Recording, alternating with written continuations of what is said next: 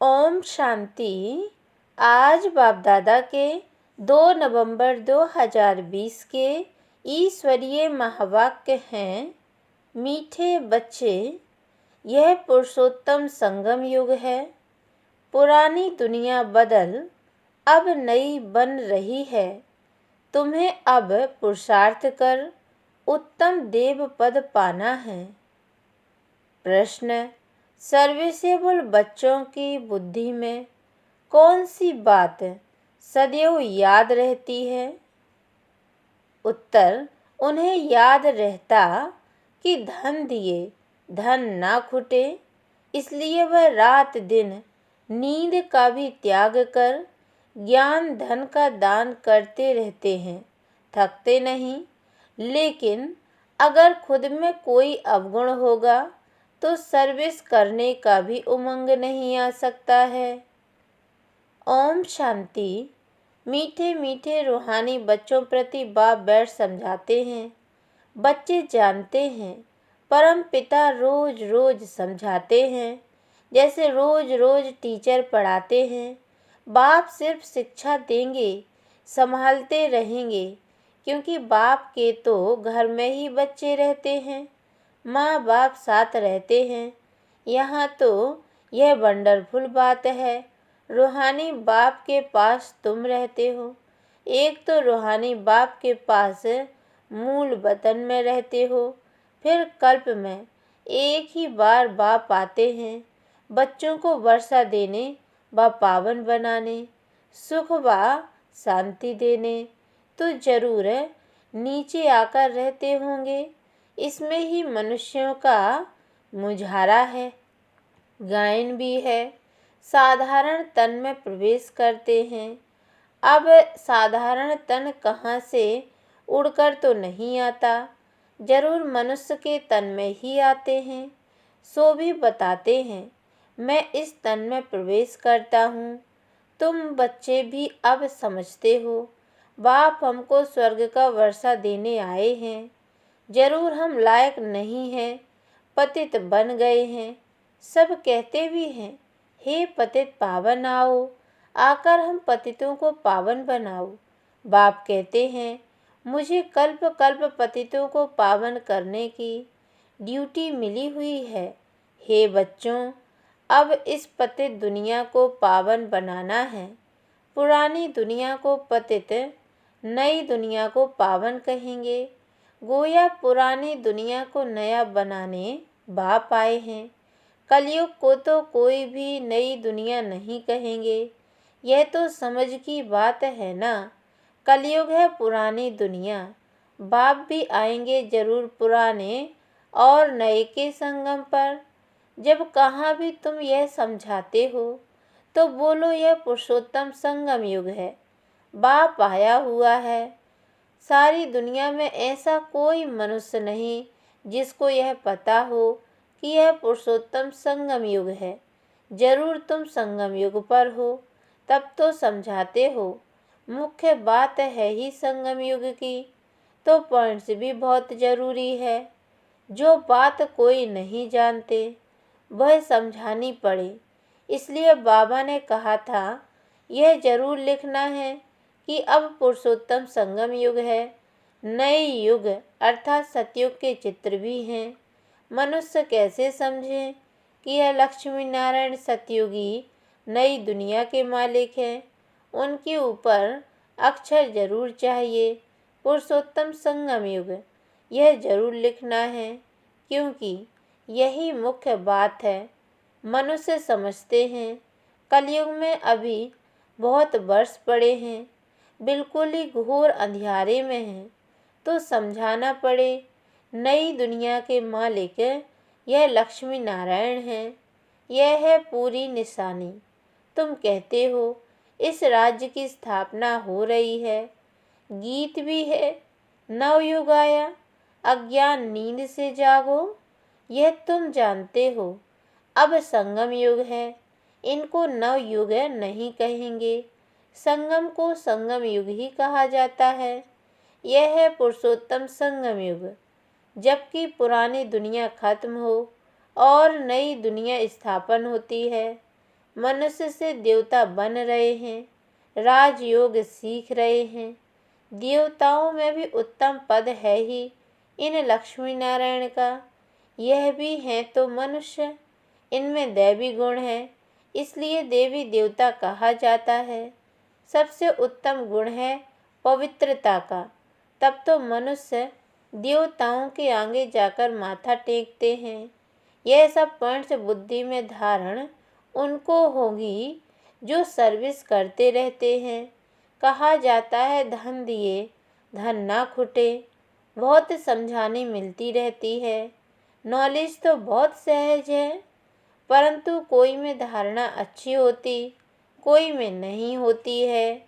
जिनमें अवगुण है वह तो सेंटर संभाल भी नहीं सकते हैं, तो बाप बच्चों को समझाते हैं। प्रदर्शनी में भी सीधे सीधे अक्षर देने चाहिए। पुरुषोत्तम संगम युग तो मुख्य समझाना चाहिए।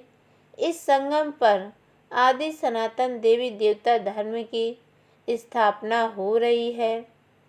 जब यह धर्म था तो और कोई धर्म नहीं था।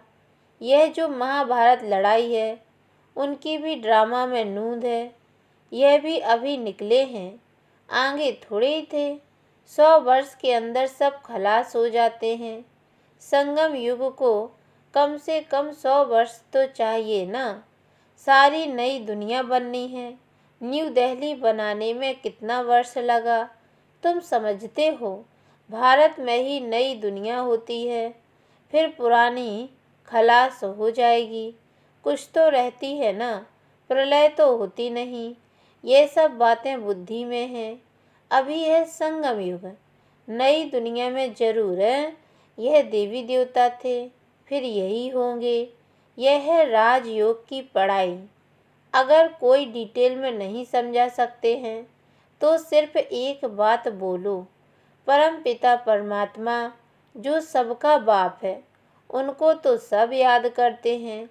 वह हम सब बच्चों को कहते हैं तुम पतित बन पड़े हो, पुकारते भी हो हे पतित पावन आओ।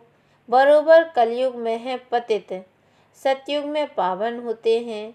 अब परम पिता परमात्मा कहते हैं देह सहित ये सब पतित संबंध छोड़ मामेकम याद करो तो पावन बन जाएंगे। यह गीता के ही अक्षर हैं। है भी गीता का युग।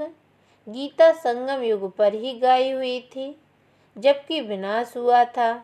बाप ने राजयोग सिखाया था, राजा स्थापन हुई थी, फिर जरूर होगी। यह सब रूहानी बाप समझाते हैं ना। चलो इस तन में ना आए और कोई में भी आए, समझानी तो बाप की है ना। हम इनका तो नाम लेते नहीं हैं, हम तो सिर्फ बतलाते हैं। बाप कहते हैं मुझे याद करो तो तुम पावन बन और मेरे पास चले आएंगे। कितना सहज है। सिर्फ मुझे याद करो और 84 के चक्र का ज्ञान बुद्धि में हो। जो धारणा करेगा वह चक्रवर्ती राजा बनेगा। यह मैसेज तो सब धर्म वालों के लिए है। घर तो सबको जाना है। हम भी घर का ही रास्ता बताते हैं। पादरी आदि कोई भी हो, तुम उनको बाप का संदेश दे सकते हो। तुमको खुशी का बहुत पारा चढ़ना चाहिए। परम पिता परमात्मा कहते हैं मामेकम याद करो तो तुम्हारे विकर्म विनाश होंगे। सबको यही याद कराओ। बाप का पैगाम सुनाना ही नंबर 1 सर्विस है। गीता का युग भी अब है। बाप आए हैं, इसलिए वही चित्र शुरू में रखना चाहिए। जो समझते हैं हम बाप का पैगाम दे सकते हैं तो तैयार रहना चाहिए, दिल में आना चाहिए। हम भी अंधों की लाठी बने। यह पैगाम तो कोई को भी दे सकते हो। बीके का नाम सुनकर ही डरते हैं। बोलो, हम सिर्फ बाप का पैगाम देते हैं। परम पिता परमात्मा कहते हैं मुझे याद करो, बस। हम किसकी गिलानी नहीं करते। बाप कहते हैं मामेकम याद करो। मैं ऊंच से ऊंच पतित पावन हूँ। मुझे याद करने से तुम्हारे विकर्म विनाश होंगे। यह नोट करो, यह बहुत काम की चीज़ है। हाथ पर व बाह पर अक्षर लिखाते हैं ना, यह भी लिख दो। इतना सिर्फ बताया तो भी रहमदिल कल्याणकारी बने। अपने से प्रण करना चाहिए, सर्विस जरूर करनी है, फिर आदत पड़ जाएगी। यहाँ भी तुम समझा सकते हो, चित्र दे सकते हो। यह है पैगाम देने की चीज़, लाखों बन जाएंगे। घर घर में जाकर पैगाम देना है। पैसा कोई दे ना दे, बोलो बाप तो है ही गरीब नवाज। हमारा फर्ज है घर घर में पैगाम देना। यह बाप दादा, इनसे यह वर्षा मिलता है। 84 जन्म यह लेंगे, इनका यह अंतिम जन्म है। हम ब्राह्मण हैं, सो फिर देवता बनेंगे। ब्रह्मा भी ब्राह्मण है, प्रजापिता ब्रह्मा अकेला तो नहीं होगा ना, जरूर ब्राह्मण वंशावली भी होगी ना। ब्रह्मा सो विष्णु, देवता ब्राह्मण है चोटी, वही देवता क्षत्रिय वैश्य शूद्र बनते हैं। कोई जरूर निकलेंगे जो तुम्हारी बातों को समझेंगे। पुरुष भी सर्विस कर सकते हैं। सवेरे उठकर मनुष्य जब दुकान खोलते हैं तो कहते हैं सुबह का साईं।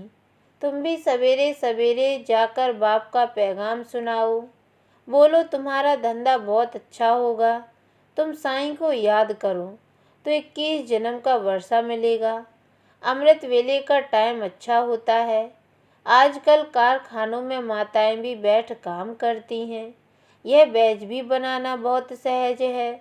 तुम बच्चों को तो रात दिन सर्विस में लग जाना चाहिए, नींद हराम कर देनी चाहिए। बाप का परिचय मिलने से मनुष्य धन के बन जाते हैं। तुम किसको भी पैगाम दे सकते हो।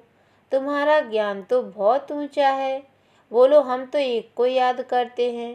क्राइस्ट की आत्मा भी उनका बच्चा थी। आत्माएं तो सब उनके बच्चे हैं। वही गॉड फादर कहते हैं कि और कोई भी देहधारियों को मत याद करो। तुम अपने को आत्मा समझे मामेकम याद करो तो विकर्म विनाश हो जाएंगे, मेरे पास आ जाएंगे। मनुष्य पुरुषार्थ करते ही हैं घर जाने के लिए, परंतु जाता कोई भी नहीं। देखा जाता है बच्चे अभी बहुत ठंडे हैं, इतनी मेहनत पहुंचती नहीं, बहाना करते रहते हैं। इसमें बहुत सहन भी करना पड़ता है। धर्म स्थापक को कितना सहन करना पड़ता है। क्राइस्ट के लिए भी कहते हैं उनको क्रॉस पर चढ़ाया। तुम्हारा काम है सबको संदेश देना। उसके लिए युक्तियाँ बाबा बताते रहते हैं। कोई सर्विस नहीं करते हैं तो बाबा समझते हैं धारणा नहीं है। बाबा राय देते हैं कैसे पैगाम दो। ट्रेन में भी तुम यह पैगाम देते रहो। तुम जानते हो हम स्वर्ग में जाते हैं, कोई शांति धाम में भी जाएंगे ना। रास्ता तो तुम ही बता सकते हो। तुम ब्राह्मणों को ही जाना चाहिए, है बहुत सहज। ब्राह्मणों को कहाँ तो रखेंगे ना। ब्राह्मण क्षत्रिय, ब्राह्मण देवता क्षत्रिय, प्रजापिता ब्रह्मा की औलाद तो जरूर होंगे ना। आदि में है ही ब्राह्मण। तुम ब्राह्मण हो ऊंचे ते ऊंचे, वह ब्राह्मण है कुक वंशावली। ब्राह्मण तो जरूर चाहिए ना, नहीं तो प्रजापिता ब्रह्मा के बच्चे ब्राह्मण कहाँ गए। ब्राह्मणों को तुम बैठ समझाओ तो वह झट समझ जाएंगे। बोलो तुम भी ब्राह्मण हो, हम भी अपने को ब्राह्मण कहलाते हैं। अब बताओ तुम्हारा धर्म स्थापन करने वाला कौन। ब्रह्मा के सिवाय कोई नाम ही नहीं लेंगे। तुम ट्रायल कर देखो। ब्राह्मणों के भी बहुत बड़े बड़े कुल होते हैं। पुजारी ब्राह्मण तो ढेर हैं। अजमेर में ढेर बच्चे जाते हैं। कभी कोई ने समाचार नहीं दिया कि हम ब्राह्मणों से मिले। उनसे पूछा तुम्हारा धर्म स्थापन करने वाला कौन। ब्राह्मण धर्म किसने स्थापन किया, तुमको तो मालूम है। सच्चे ब्राह्मण कौन हैं। तुम बहुतों का कल्याण कर सकते हो। यात्राओं पर भक्त ही जाते हैं। यह चित्र तो बहुत अच्छा है लक्ष्मी नारायण का। तुमको मालूम है जगत अम्बा कौन है, लक्ष्मी कौन है। ऐसे ऐसे तुम नौकरों, भीलनियों आदि को भी समझा सकते हो। तुम्हारे बिगड़ तो कोई है ही नहीं जो उन्हों को सुनाए। बहुत रहमदिल बनना है। बोलो तुम भी पावन बन पावन दुनिया में जा सकते हो। अपने को आत्मा समझो, शिव बाबा को याद करो। शौक बहुत होना चाहिए किसको भी रास्ता बताने का। जो खुद याद करते होंगे वही दूसरों को याद कराने का पुरुषार्थ करेंगे। बाप तो नहीं जाकर बात करेंगे।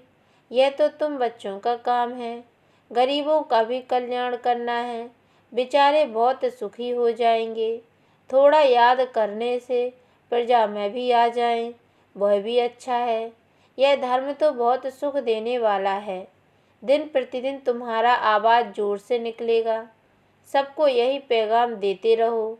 अपने को आत्मा समझ बाप को याद करो। तुम मीठे मीठे बच्चे पद्मा पदम भाग्यशाली हो। जबकि महिमा सुनते हो तो समझते हो। फिर भी कोई बात की फिक्रात आदि क्यों रखनी चाहिए। यह है गुप्त ज्ञान, गुप्त खुशी। तुम हो इनकॉग्निटो वॉरियर्स। तुमको अननोन वॉरियर्स कहेंगे और कोई अननोन वॉरियर्स हो नहीं सकता। तुम्हारा देलवाड़ा मंदिर पूरा यादगार है। दिल लेने वाले का परिवार है ना। महावीर, महावीरनी और उनकी औलाद यह पूरा पूरा तीर्थ है। काशी से भी ऊंची जगह हुई। अच्छा, मीठे मीठे सिके लदे बच्चों प्रति माता पिता बाप दादा का याद प्यार और गुड मॉर्निंग। रूहानी बाप की रूहानी बच्चों को नमस्ते।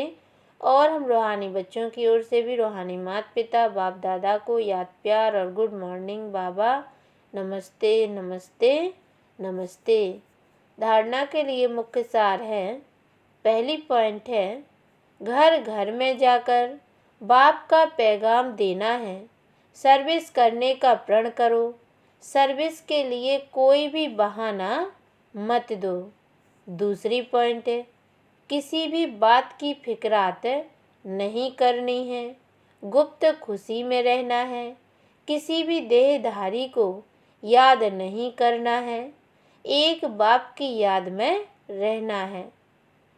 वरदान, परिस्थितियों को गुड लक समझ अपने निश्चय के फाउंडेशन को मजबूत बनाने वाले अचल अडोल भव। कोई भी परिस्थिति आए तो आप हाई जंप दे दो, क्योंकि परिस्थिति आना भी गुड लक है। यह निश्चय के फाउंडेशन को मजबूत करने का साधन है। आप जब एक बारी अंगद के समान मजबूत हो जाएंगे तो यह पेपर भी नमस्कार करेंगे। पहले विकराल रूप में आएंगे और फिर दासी बन जाएंगे। चैलेंज करो, हम महावीर हैं।